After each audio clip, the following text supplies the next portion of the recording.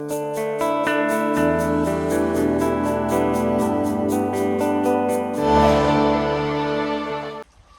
my dearest friends. This is Anna Bruno coming to you from south of France.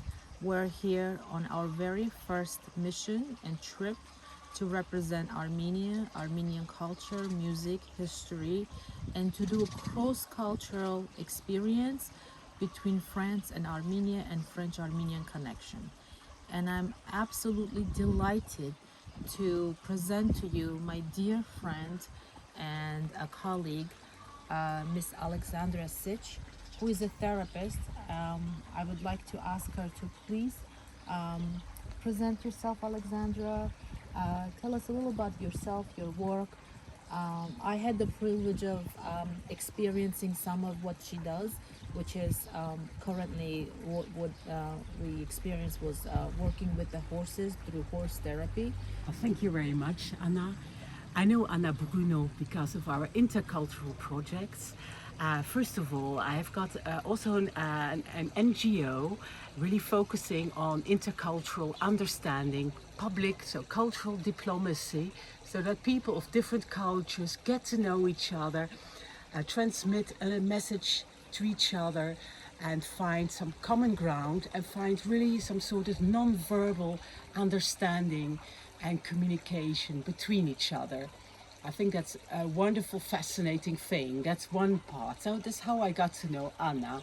What I'm also doing as a second activity is also about connection, to be able to communicate and to be okay with other people, to have good relationships. It's just essential to have a good relationship with yourself. So have a connection with yourself.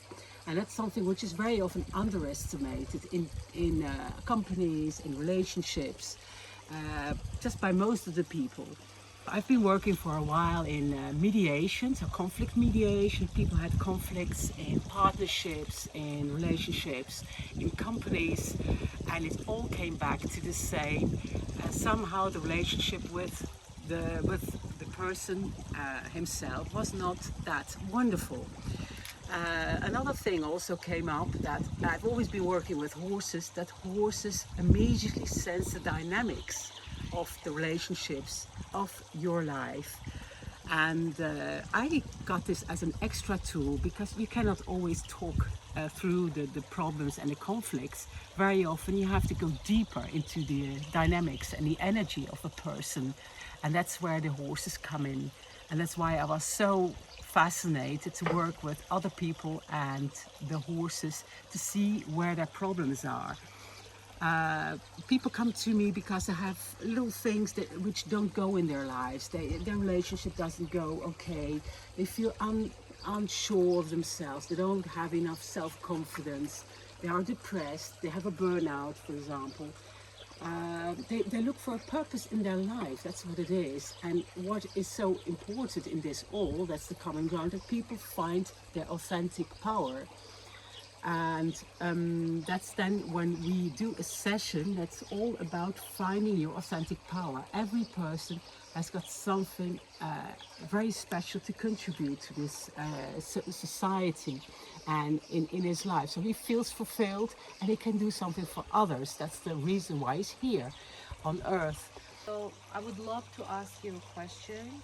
I think a lot of people would like to know, after working with people for so many years, do you have one or two pieces of advice as far as is there anything that we can do to prevent some of the hurt that people have, to prevent the trauma and the stress and the burnout, not to get to a point where we need, you know, the intense therapy that people end up needing? Do you have advice for people for in general? Well, this is in a way quite a difficult question, because every person has got his print from his family and has been influenced by his family. It's normal when your mother is telling you all the time, oh, you're not good at this. A child is going to integrate and assimilate this sort of information, and it becomes a sort of pattern to think that he's not doing things well enough. So sometimes it's very difficult to in general, it's very difficult to analyze where the problem lies. So it's difficult to prevent this. Everybody's got certain problems to deal with and certain weaknesses, let's say, which can become strong points to deal with. Of course, the main thing is self-love. It's all about self-love, self-acceptance, and then you can also take your place in this world. We don't choose our parents, well, in a way, spiritually, maybe we do, but you come into this world and your parents do the best they can. At a certain point, when you're an adult, you have to embrace them with their positives and negatives, but you also have to take responsibility for your life and see, well, I can't blame my parents for this. Maybe I just change something in my ways, and then you can do, of course, a sort of coaching to feel better in your life and to see what your talents are, what your purpose in life is. So I think the solution is always connected to yourself, and that you can do in different ways. Of course, meditation, do coaching.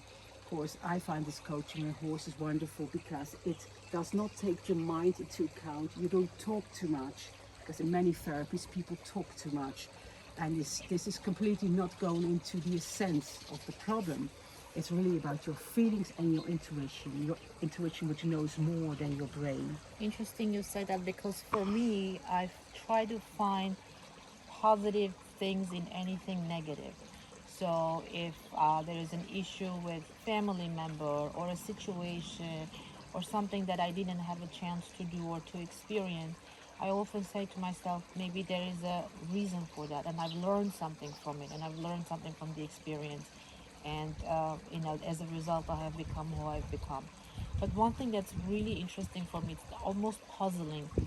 At this part of my life, when I already have children, I have already had a successful career, incredible strength inside me, and self-love. And I don't understand, I cannot put a finger to it, like how I even obtained it, because I have had a very, regular childhood. If anything, I have had almost like a traumatic childhood, because my parents divorced when I was 5 years old, and we grew up in a culture where divorce was very uncommon. And I didn't grow up with a lot of, it was not an easy life, let's put it this way. And it's not like I had, all the perfect scenario for being the strong person and the loving person that I am. And it's just very interesting. I'm trying to understand, especially the part where I'm so confident in myself. Like, would there be any explanation why and how? How? Because it's not like my mother told me all my life, oh, you're beautiful, or you're strong, or you're smart.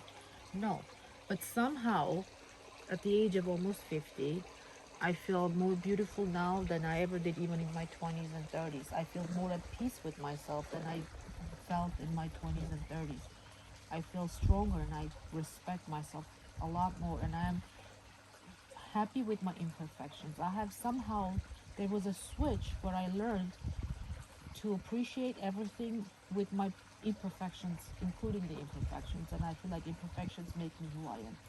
That I don't understand how that happened and what influenced that. I guess that's what my question is. What would you say?